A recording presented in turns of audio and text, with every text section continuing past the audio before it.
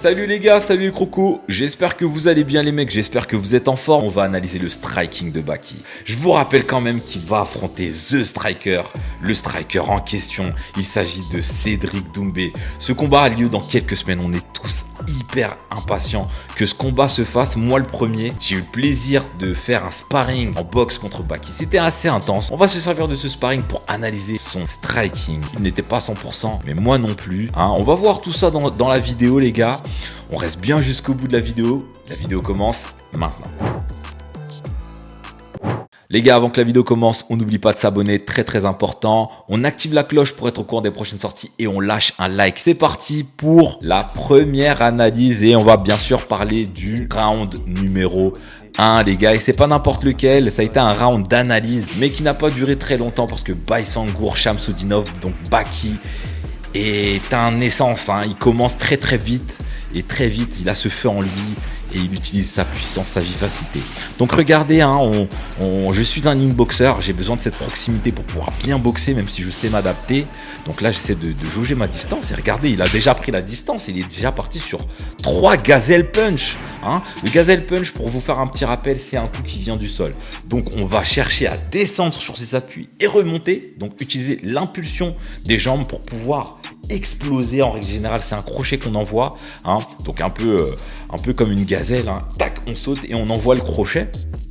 Donc ça, il l'utilise à la perfection. J'ai été assez étonné par rapport à ce coup qui n'est pas envoyé par tous les boxeurs. Tous les boxeurs n'utilisent pas le gazelle punch aussi aisément. C'est un coup que j'affectionne particulièrement. Donc quand j'ai vu Baki faire ce coup-là, j'étais quand même impressionné parce qu'il le fait facilement. Donc le sparring continue et regardez, il utilise encore ce gazelle punch. Donc voilà, je suis encore dans mon analyse, dans mon observation, en sachant qu'il y a quand même de l'impact derrière les points à Baki. J'ai cette faculté, ce réflexe de jauger toujours avec mon bras avant. J'analyse beaucoup mon adversaire et je jauge avec mon bras avant. Ça me permet de le tenir à distance et de faire mes réglages pour pouvoir éventuellement envoyer mon bras arrière.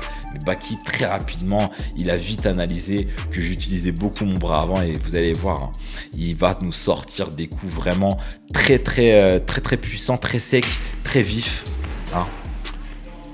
Donc voilà, c'était un sparring sérieux. Je vous parle pas du sparring qu'il a pu faire contre Greg MMA ni Ibra TV sans vouloir leur manquer de respect. Mais là, c'était un vrai sparring pour le coup. Même s'il n'était pas à 100%, mais moi non plus, j'étais pas à 100%. L'idée, c'était vraiment pas de blesser Baki avant son combat parce que il faut savoir qu'on était à quelques semaines de son combat qu'il devait faire pour obtenir la ceinture Ares, qui malheureusement n'a pas pu se faire parce qu'il était il a loupé sa pesée. Donc il fallait pas que je le blesse. Et en plus de ça, je revenais de 2 mois d'arrêt. Sans réellement être en activité, sans être remonté sur le ring, mais c'est pas une excuse non plus. J'ai dû quand même être présent pour tenir les rounds contre Baki. Je vous rappelle qu'il y a eu 5 rounds. On continue l'analyse du strike de Baki. Vous avez vu cette faculté qu'il a d'esquiver, retrait du buste. Voilà, moi je me sers de la gravité, d'une gravité basse pour mettre mes coups, pour passer sous les coups, mais Baki est très rapide, c'est très compliqué pour moi. Voilà, et voilà, le gazelle punch avec ce crochet, voilà, tac. Voilà, à ce moment-là, je me dis, ok, c'est vraiment à ce moment-là, je me rappelle très bien. À ce moment-là, je me suis dit, ok, Baki, il aime bien mettre son crochet bras arrière et revenir avec un uppercut. À ce moment-là, je me suis dit ça. Donc, j'essaie aussi d'enregistrer ce fameux coup. En sachant qu'il donne ces fameux gazelle punch qui me perturbent un petit peu.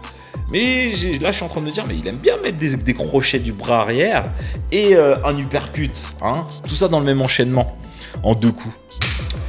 Donc là, ça continue. Et regardez, Baki attentiste, avec les yeux bien ouverts, à regarder ce que je fais, à bien observer. Voilà, il a cette faculté à bien se décaler, bien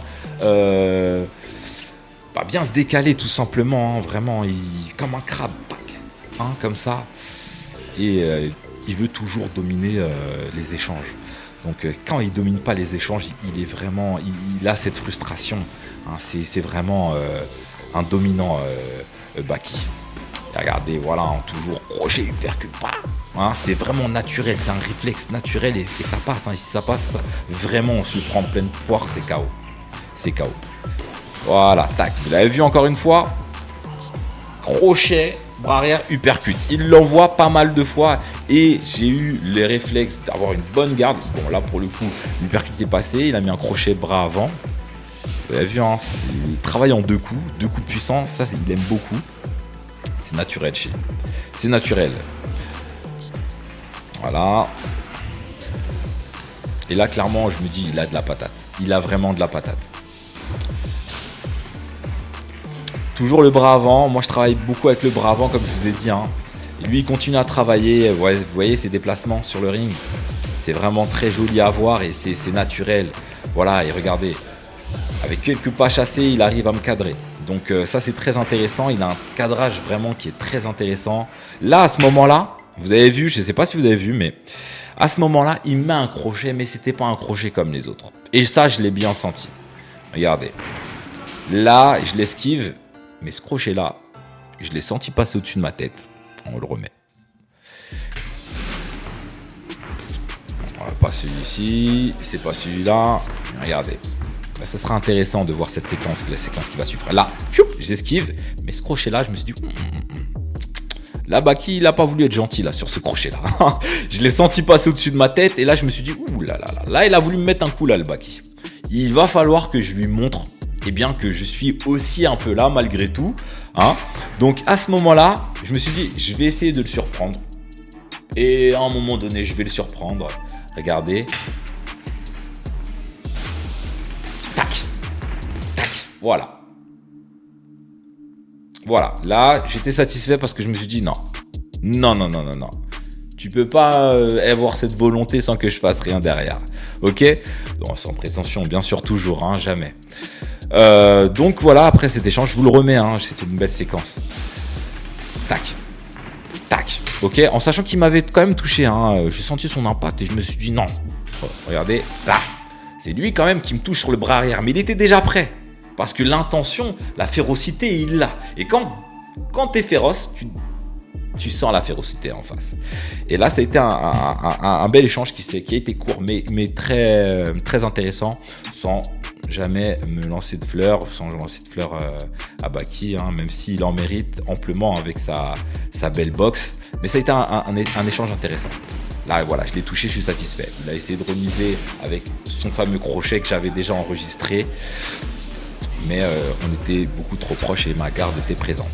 Donc bras dessus, bras dessous, façon lutte, il est plus fort que moi, je ne vais pas m'aventurer sur ce terrain-là avec lui, en sachant que concrètement, je ne suis pas un mec du MMA de base, donc je le laisse me pousser. Je ne cherche pas à lutter contre lui, l'idée c'est de pas forcément qu'il y ait une confrontation, mais plutôt que ce soit un échange. Donc là, pour moi, c'est important cet aspect-là, le fait que ce soit un échange avant tout, à quelques semaines de son combat. L'idée n'était pas d'abîmer Baki, l'idée n'était pas de me confronter à lui, mais plutôt de faire un échange, je vous le rappelle les gars. N'hésitez pas à me dire en commentaire ce que vous avez pensé dès maintenant. Mettez en commentaire ce que vous pensez du premier round, en sachant qu'il est bientôt terminé. Round d'observation assez intéressant pour ceux qui aiment les combats un peu in-boxer. Pour le coup, c'était un sparring entre deux in-boxers. Donc on continue. Et voilà, round terminé. Dites-moi en commentaire ce que vous avez pensé du premier round. On passe tout de suite à l'analyse du deuxième round, les gars. Allez, hop, il nous a donné son avis, Baki. Et si vous avez envie d'aller voir l'avis de Baki sur son premier round, parce qu'il nous donne ses analyses, son retour sur ses sensations du premier round, allez regarder la vidéo qui est en description. Elle est en description si vous voulez avoir la vidéo complètement du sparring. Donc on attaque le deuxième round, les gars. À ce moment-là, j'arrive avec des intentions un peu différentes. Je sais à quoi m'attendre, dans le sens où je sais que Baki a de l'électricité dans les poings. Là, on peut voir derrière, il y a son papa. C'est un vrai fighter, son père on sent, il m'a serré la main, je vous assure, ma maman elle était en compote les gars. Maman elle était en compote les mecs, je sais pas s'il est humain, bon il est humain mais vraiment c'est waouh quoi, je vous assure il m'a serré la main, ma main elle a fait ça, c'est la première fois de ma vie que j'ai senti ma main elle était éprise, je me suis un peu tordu mais super gentil, super adorable. Mais ça reste le père d'un guerrier, Donc il vient veiller à ce que tout se passe bien pour son fils. Et puis certainement qu'il se dit c'est intéressant là ce que je vois. Parce qu'il était un peu plus loin. Donc il s'approche pour voir. Et à ce moment-là, voilà, deuxième round, c'est parti les gars. Donc je sais à quoi m'attendre dans le sens de l'impact. Donc je sais qu'il y aura du contact et que Baki en a derrière les gars. Voilà, donc ce que j'ai changé, je ne sais pas si vous avez vu, mais là je commence à inclure en sortie de corps à corps des petits enchaînements tentatives. Je ne cherche pas non plus à le toucher parce que je sais qu'un coup aux côtes ça peut quand même faire mal. Et regardez son père, l'œil de son père derrière, ça il le sait. En sortie de corps à corps, ça peut faire mal. Ça peut faire mal et je ne vais pas chercher à le faire mal non plus. Donc on continue les mecs.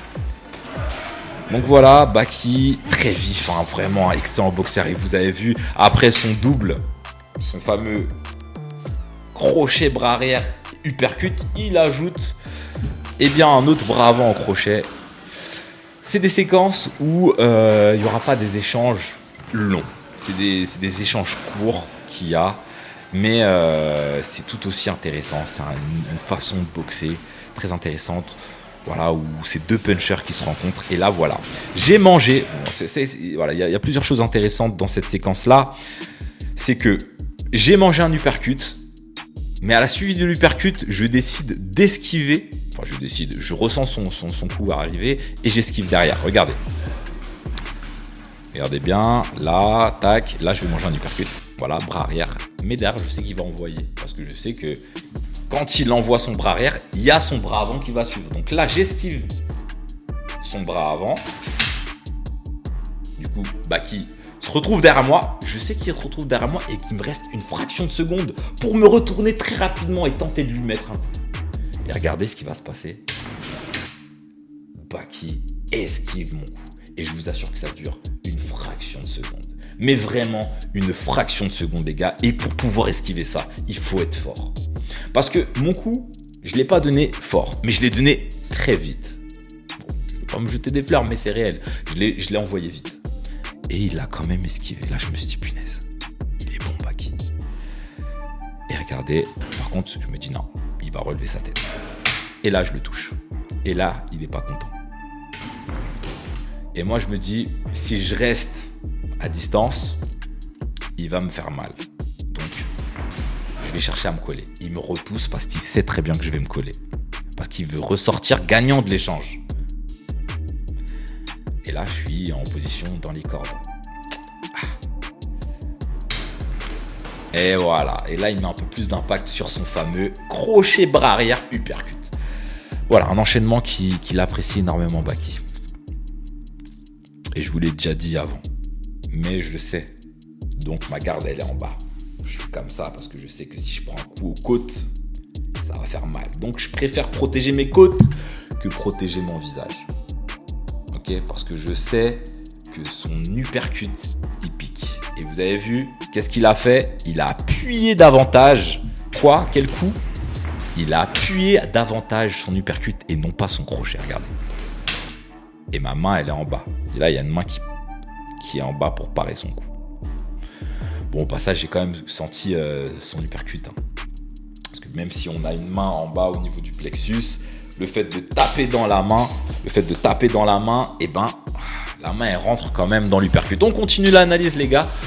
On n'est que deuxième round. Hein. Il y a eu 5 rounds, les mecs. On continue l'analyse de Baki, du striking de Baki. Hein. C'était vraiment très intéressant, je vous assure, les gars. Alors, on continue. Il y a pas mal d'accrochages. C'est normal, les mecs. Hein. Je vous vois, hein, j'en ai vu pas mal en commentaire. Ouais, ça accroche trop, nanani, nanana. Les mecs, quand deux inboxers se rencontrent et combattent ensemble, sachez une chose, c'est qu'il n'y aura pas des grands et des longs échanges. Ça va se jouer à quelques coups. Maximum 5 coups. Ok, allez 6 coups, vraiment si on est sur du corps à corps. Hein. Mais quand deux inboxers, et encore en plus de ça, quand deux inboxers punchers se rencontrent, il n'y aura pas énormément de coups. Et c'est normal. Faut voir la chose différemment. Hein, c'est une autre façon de boxer. Donc, voilà, pour le coup, voilà. Et là, il rajoute des décalages. Il a cette facilité à décaler, hein, ça on le sait. Hein. Donc moi, voilà, je ne vais pas me décoller de lui non plus. Hein, je ne vais pas risquer de prendre trop de coups face à Baki. Et voilà, je l'avais dit, je vous l'ai dit avant, j'ai rajouté cette fameuse sortie de corps à corps avec un enchaînement, hein, en sortie de corps à corps. Donc lui il me repousse et moi je tente de lui mettre, je tente de le toucher. Hein. Je vais pas chercher à appuyer mes coups, mais je veux lui placer quand même. Et là voilà, vous avez vu cette facilité qu'il a à voilà, oui, ah ouais. Vous avez vu cette facilité qu'il a d'esquiver, mais regardez ce coup de filou que je lui ai mis, que j'ai réussi à placer, c'est vraiment filou. Hein. Regardez un petit peu, et c'est passé. Hein. Et je sais que ça énerve beaucoup, mais regardez, ça là, c'est embêtant. Ce petit coup là, il est embêtant. Et celui-ci, regardez ici là, mon gant, comment il va venir frotter. C'est vilain ça, mais ça fait partie de la boxe. Frotter son menton. Bah oui, parce que, et son père il le sait que c'est vicieux. Son père sait qu'il y a de la boxe derrière. Et je me jette pas des fleurs, hein. Mais là, il y a des choses à observer qui sont intéressantes. Et Baki a cette facilité à très vite déduire, très vite trouver des solutions. Et là, il a été vexé par ce coup-là. Il va vouloir me toucher. Mais là, j'ai dit non. Et là, vous avez vu, j'ai un peu un Superman punch avec un engagement du buste où je vais chercher à le toucher. Et je le touche. Hein. Regardez. Donc, il n'avait pas sa garde, je le savais en sortie de corps à corps. Là, je lui laisse très peu de temps en sortie de corps à corps. Donc là, tac, la fameuse sortie avec le crochet. Et là, fiou, je l'ai touché, il remise, j'esquive. Là, je vais tenter d'accrocher, il me pousse. Il aime pas ça. Il aime pas ça et je sais qu'il aime pas ça. Je sais que ça l'énerve. Même s'il faut pas trop l'énerver non plus. Mais on reste concentré. On reste concentré dans ce sparring qui est assez intéressant. Deuxième round aussi intéressant. Je vais pas me frotter à lui trop en lutte. Je sais qu'il est beaucoup plus fort que moi à ce niveau-là. Voilà. Toujours sorti. Je tente au moins à mettre un coup. Ah, là, il avait enregistré. Vous avez vu? Il a cette facilité à vite enregistrer et vite réagir. Il avait déjà vu, hein, vous avez vu en même pas 10 secondes, quand je lui ai mis le coup. Regardez, là, j'ai tenté de lui remettre, mais cette fois-ci avec le bras arrière. Là, ici, là. Je tente de lui refaire le même coup que j'ai fait avec le bras avant sur l'autre séquence. Et regardez. Sauf que là, j'appuie un peu plus. Et là, il a esquivé. Et regarde ce qu'il fait derrière. Et ça, je l'ai pris par contre. Bam! Oui. là, je l'ai senti, les mecs. Donc, on continue. Là, je me dis, punaise, il a de la patate, Baki. Là, j'en vois un peu précipitamment. C'est mauvais de ma part. Mais voilà. Un petit peu touché dans mon orgueil. Et voilà. On se raccroche un petit peu pour respirer, pour récupérer, pour réfléchir. On voit Baki aussi dans la réflexion. Il a une grosse capacité d'endurance. Donc on le sent bien. Et là, on le sent bien en jambes. Il sautille un petit peu. Et là, voilà, je tente à envoyer mes bras avant. Et pour reprendre un peu cette distance. Et là, ça passe plus les bras avant. Et vous avez vu, uppercut arrière. Là, je peux vous dire que vraiment, celui-là, je l'ai senti. Vraiment, je me suis dit waouh. Et je l'ai pas vu venir. Hein, je l'ai vraiment pas vu venir. Et voilà, c'est pas passé. Là, ça passait pas. Uppercut, c'était peut-être pas la meilleure solution. En plus de ça, j'ai un peu insisté dessus. Vous allez voir. Et bam, je reprends sur le même coup. Quelle erreur. Hein, je renvoie ce même bras avant et il remet ce même uppercut qui passe. Et ça me fait très mal. Enfin, ça me fait très mal. Je le sens très très bien. Donc voilà, donc là on repart sur du inboxer avec des coups courts, voilà, avec des crochets. Voilà, je l'accroche parce que s'il passe derrière moi, il va m'en mettre une en crochet, en uppercut, sans que je le voie. Et voilà, le deuxième round est terminé. Et là, voilà, clairement, je commence à chauffer. Je donne mon analyse. Si vous avez envie d'avoir mon analyse après ce deuxième round, cliquez bien sûr sur le lien qui est en description, les mecs, pour tomber sur le sparring entier. On va passer directement au troisième round. Donc, le troisième round, à ce moment-là, j'ai mangé les deux uppercuts, les deux sacrés uppercuts de Baki. Donc voilà, on peut rajouter dans son panel un uppercut éclair, vraiment éclair. Et c'est parti. Donc, après 7 minutes de récupération où j'ai donné mon avis, c'est reparti. On part directement à inboxer À ce moment-là, je lui mets un uppercut que vous ne voyez pas forcément, mais que coach Facel a bien vu. Hein, il a bien vu que là, ça allait se corser. Et c'est pour ça qu'il rejoint le père Abaki pour regarder de plus près un peu ce sparring. Parce que y a des choses intéressantes. Il y a des choses intéressantes. Et là, vous voyez la gestuelle de Baki, comme elle est belle. Regardez-moi ça. Parfait, vraiment parfait. Il a une souplesse au niveau du buste. Regardez, ses hanches. Elles sont sur le côté et vous avez le haut du corps, les deux épaules qui sont complètement opposées. C'est une souplesse du bassin et de la sangle abdominale qui indique une explosivité incroyable. Faut le faire, ça, faut avoir une souplesse musculaire au niveau du bassin très très bonne. Hein. Très très bonne. Hein. Bon, on continue et là voilà. Là vous voyez les coups comme ça va vite. Voilà, tac, c'est intéressant, c'est intéressant. On continue notre analyse les mecs, on est au 3e round. Là bon bah je tente bien sûr de bouger un peu Baki, mais il est très très bien sur ses jambes. De temps en temps c'est quelque chose que je vais faire. Mais je vais pas le faire beaucoup, je vais pas chercher à résister. Voilà, cet uppercut, il a compris qu'il passait, donc il tente de me le mettre. Tac, tac. Il passe en dessous, il voit si en dessous ça passe, il regarde. Voilà, tac, là je pars un peu. Là je prends un petit peu. On continue.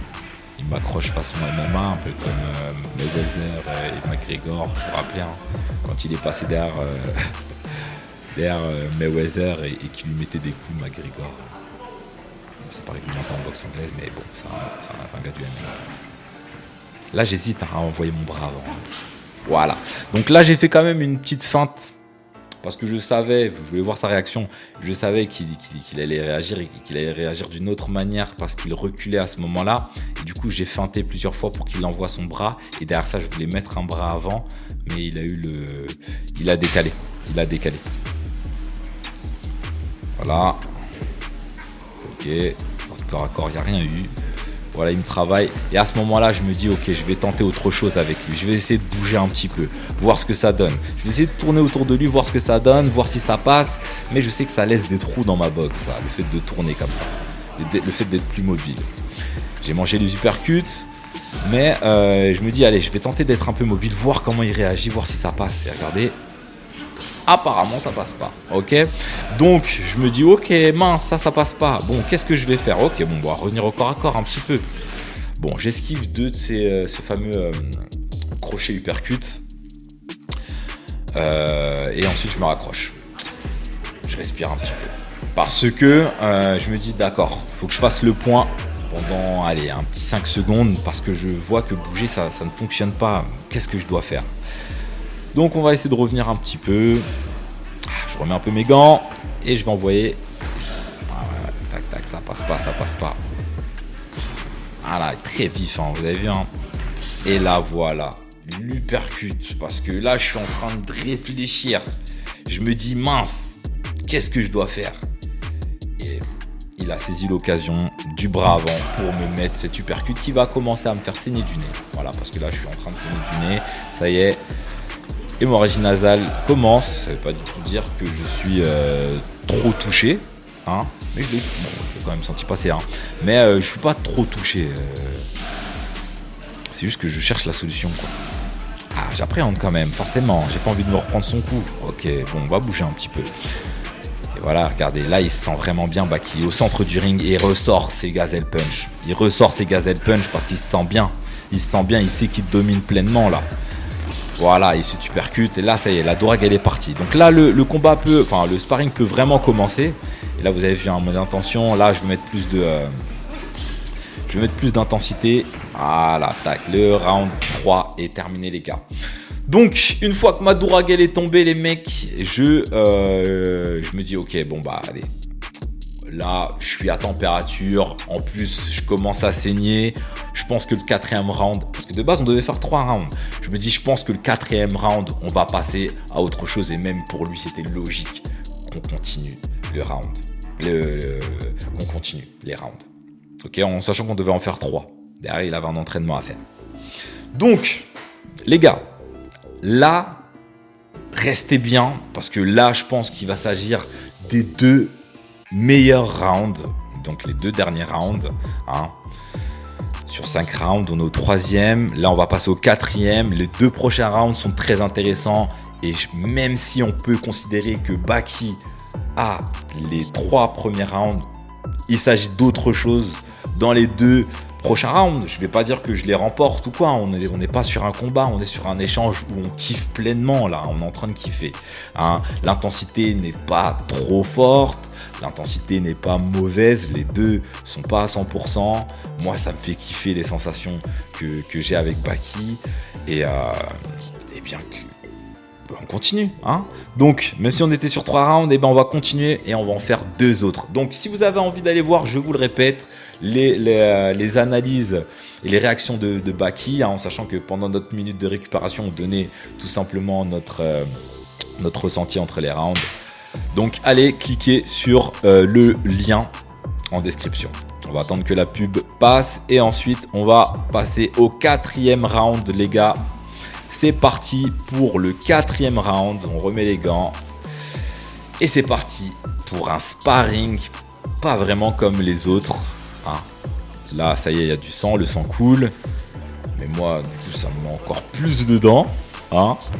Et là, c'est parti. Je sais que Baki aime les uppercuts et aime les crochets arrière suivis d'uppercuts.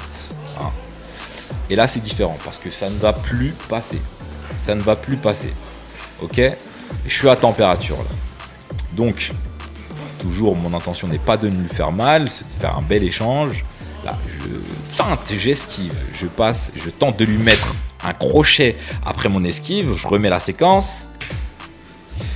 Mais il est très très vif parce qu'il savait ça. Regardez, et il me pousse. Vous avez vu, il me pousse avec sa main parce qu'il sait qu'à ce moment-là, je peux mettre un coup. Je peux mettre un crochet à ce moment-là. Donc vous avez vu, même s'il n'a pas l'œil sur moi, il se dit non, faut que je le pousse, faut que je l'évite de mettre le crochet. Vous avez vu ? On remet. Parce que vous avez peut-être pas vu. On remet. Vous avez vu ? Donc là, je sais qu'il aime me mettre un uppercut.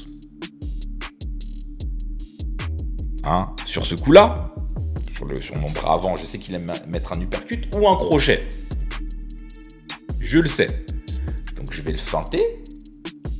Et je vais esquiver. C'est ce que je me dis. Regardez. Et il sait que j'ai l'occasion de lui mettre un coup derrière mon esquive. Il s'est fait avoir par l'esquive. Mais il se dit, derrière l'esquive, il a peut-être autre chose. Ça va ultra vite, les mecs. Ça va ultra vite. Et c'est pas pour autant, et c'est pour ça que je reviens sur ce que je vous ai dit tout à l'heure, c'est pas parce que les échanges ne sont pas longs qu'ils ne sont pas intéressants. Bien au contraire. Bien au contraire. C'est-à-dire que quand on travaille sur des coups, sur des enchaînements courts, on doit réfléchir plus à ce qu'on va mettre. Parce qu'on ne va pas mettre 15 000 coups. Les coups qu'on va mettre, on ne doit pas les mettre pour rien. Parce que la faute peut être fatale. Il y a de l'impact là. Ok ? Bon. On continue les mecs. À ce moment-là, je me dis, punaise, regardez ma tête. Je me dis, punaise, j'ai pas pu lui mettre le crochet. Et lui, il se dit, ah, j'ai pas vu ce qu'il m'a fait. Il est vicieux, lui. Et voilà. C'est reparti. Là, il se dit, non, c'est mort. Et regardez, c'est fini. Là, je tente mon gazelle punch d'ailleurs. Je tente le gazelle punch, regardez. Là, en sortie, il me pousse, il me propulse vers l'arrière. Je lui ai donné un gazelle punch qu'il esquive. Et en plus, derrière l'esquive, il met son uppercut. Il est ultra vif, Baki. Il a un striking incroyable. Il est vraiment bon. Et là, je le prends dans la garde. Mais regardez, voilà, je reviens ensuite en accrochage, donc c'est normal, il faut réfléchir, il faut respirer, et regardez là je commence à travailler aussi en corps à corps, même en accrochage pour le gêner un petit peu, pour l'éviter de réfléchir trop. Et en bas, non, tu resteras pas, je vais te mettre des uppercuts. Là il m'a mis un petit uppercut que j'ai senti passer, il l'a mis dans la garde très très très court, hein.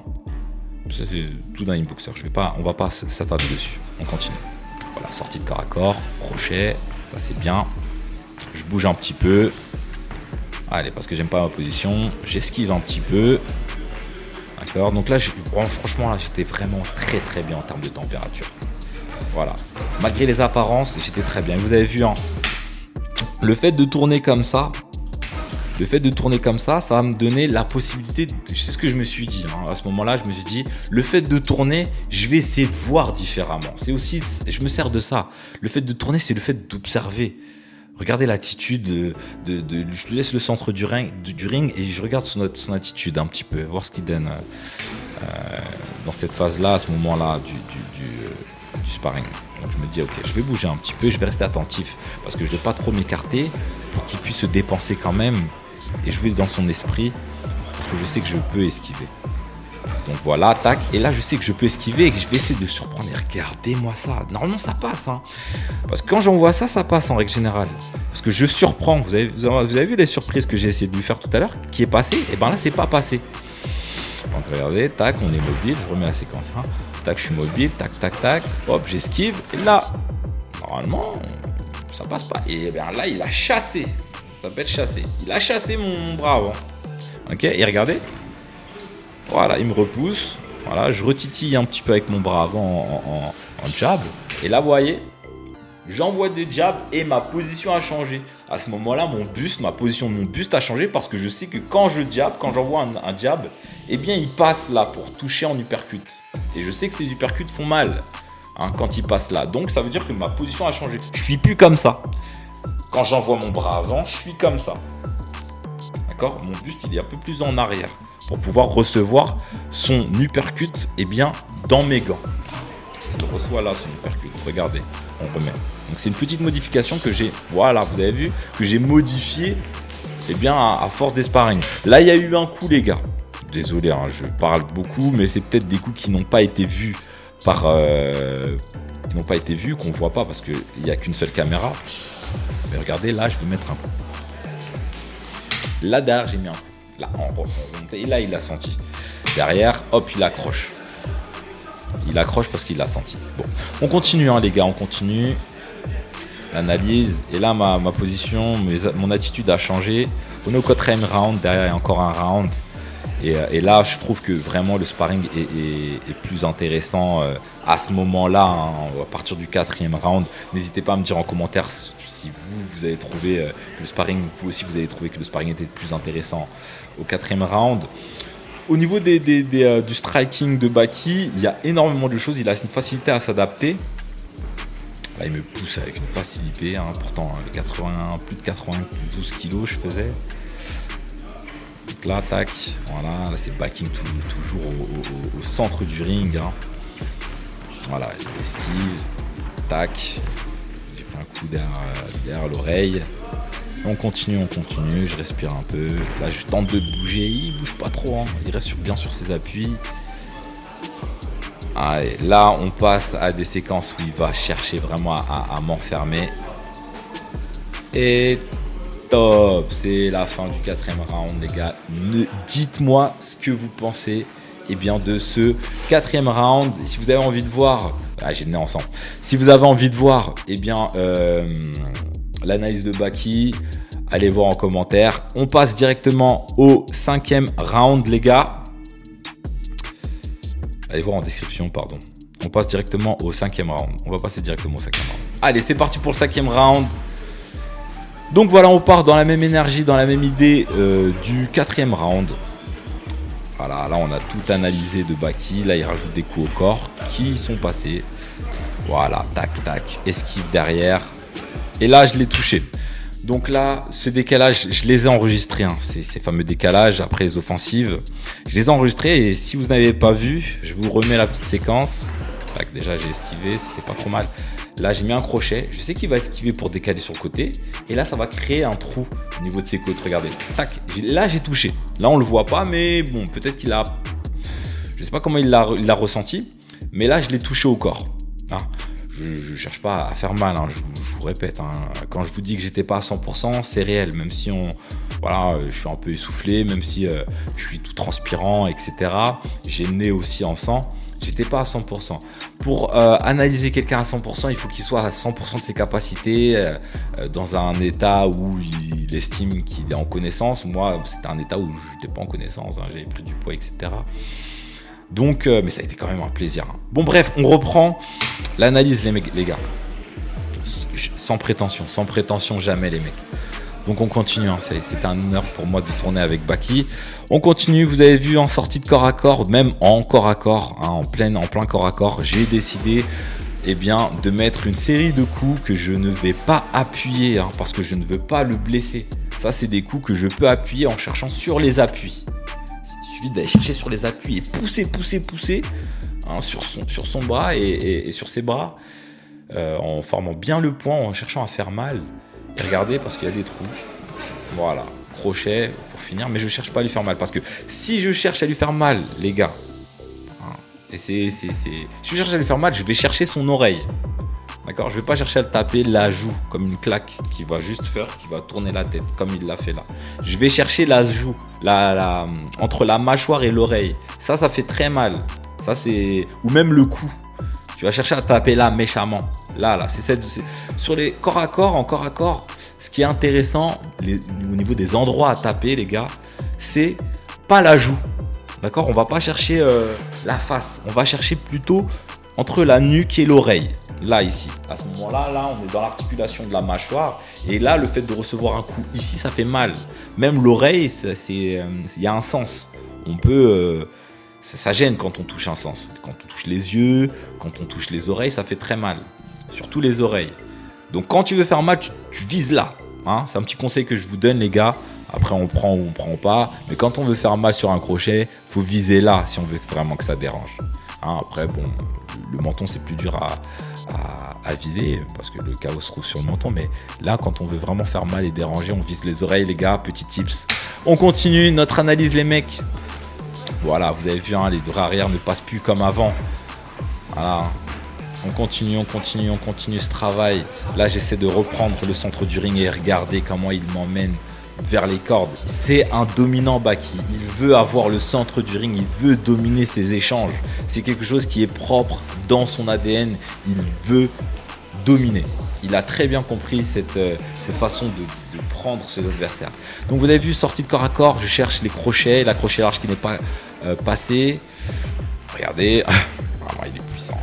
Regardez, hop, je vous remets la séquence. Peut-être que vous ne l'avez pas vu, mais regardez pour vous donner un petit avis. Voilà, un petit truc sur la puissance, une petite idée de la puissance de Baki, hein, de ce qu'il a contre. Dans les points, regardez l'uppercut qu'il met et regardez ce que je vais faire, la réaction. Regardez, il me soulève sur l'uppercut. Il me soulève. Il m'a soulevé. Il m'a fait sauter et quasiment décoller du sol. Hein. Donc voilà, on continue les gars. Corps à corps, est-ce que je vais mettre une petite sortie? Voilà, bien sûr qu'il y aura une sortie. Donc on continue. Hein. Voilà, tac, tac. Il cherche à me travailler sur le côté. C'est très intéressant cette façon qu'il a d'aller chercher les angles morts un peu sur le côté. Voilà, sortie. Voilà, moi je commence à élargir un petit peu parce que je sais qu'en corps à corps, voilà, en tout ça, tous ces coups que je mets n'ont aucune intention de faire mal. Ils sont juste là pour déranger. On est toujours dans l'esprit de l'échange, les gars. On est là pour échanger. Je suis pas là pour le blesser. Si vraiment j'aurais voulu aller fort avec lui, eh bien, ça aurait été différent dans l'intention des coups. D'accord ? Même si j'étais pas forcément dans une forme extraordinaire, mais l'intention elle est différente. Là, je suis pas dans une intention où je veux faire mal, je veux qu'on continue l'échange parce que je suis en plein kiff et parce que j'ai aussi envie de le préserver, hein, bien sûr, hein, sous l'œil attentif de son papa, de son père. Donc on continue les mecs. Là, je bouge un petit peu, tac tac tac, pour voir un petit peu, hein, un peu ses réactions, tac, et là on va se raccrocher. Moi, il faut que je respire aussi un peu, hein, parce que sous la pression Baki, hein, c'est pas agréable. L'hémorragie continue, je tente de le bouger un peu, mais il est trop fort en lutte. Hein. Là, c'est juste pour tester un petit peu ses appuis. Hein, parce qu'on était en position... Là, il a pas kiffé. Non, là, voilà, regardez. Là, il va avoir une séquence assez intéressante. Donc, il est très belle esquive. Baki, très, très chaud. Moi aussi, j'esquive. Tac, tac, tac. Alors là, j'ai beaucoup été critiqué sur cet échange-là. Vous avez vu là, je vous remets. Parce que cette séquence, elle a été reprise avec des millions de vues sur TikTok, où les gars ont repris ce passage en disant que, regardez, Baki, il relève son adversaire en lui demandant si ça va. Alors, on reprend. Si vous avez envie d'aller voir. Ok, tac. À ce moment-là, regardez, il y a un choc de tête. Ok ? En gros, j'éclaircis les choses, j'établis les choses. Parce que beaucoup de personnes sur TikTok, regardez, Baki, il est obligé de relever son adversaire tellement il le met dans le mal, etc. Non, c'est que là, les gars, il y a eu un choc de tête. Et c'est moi qui lui demande, ça va gros ? Et il me répond, Ça va et toi? Voilà, et il se remet dedans. Moi, je dis ouais. Tac, doucement. Et là, il me repousse dans les cordes. Et là, voilà, c'est reparti. On continue notre échange. Là, il se baisse et regardez, double uppercut, il le prend. Ça, il aime pas ça. En plus de ça, derrière, j'enchaîne en corps à corps. Il aime pas du tout ça. Et là, il se dit non, c'est mort. Là, vous avez vu, il accélère. Là, il est pas content. L'attaque. Voilà, vous avez vu son bras arrière. Et là, il fait mal. Là, je l'ai pris. Là, par contre, je l'ai pris. Hein. Et là, par contre, il m'a remis un coup, un crochet, son fameux crochet uppercut. Il me l'a mis et je l'ai bien senti. Allez, crochet en direct. Crochet, uppercut, voilà. Uppercut, j'ai pu le demi-stopper, mais le crochet, il est pris en de plein fouet. Continue, esquive, je suis pas mort. Hein. Là, je veux juste revenir, même si c'est impressionnant avec le sang, parce que le fait qu'il tape sur mon museau, et j'avais déjà le nez en sang, il tape sur mon museau, ça m'a fait éclabousser mon sang. Mais c'est pas... Voilà, j'allais bien. Hein. J'étais même très bien pour vous dire. J'étais même totalement dedans. Encore mieux même. Donc là, on continue. Après, voilà, c'est pas plaisant à voir, mais on continue. Et voilà, c'est fini. 5e round terminé, les gars. On a terminé notre vidéo. Oui, j'ai le nez en sang. C'est assez impressionnant, comme ça sur le papier. Mais voilà. Donc les gars, si vous avez envie d'aller voir le sparring en entier avec, bien sûr, les impressions d'après round de Baki, allez regarder la vidéo qui est en description. Les mecs, on n'oublie surtout pas qu'avec Kingo, c'est de la fight et encore de la fight. Dites-moi en commentaire ce que vous avez pensé de cette analyse, les gars.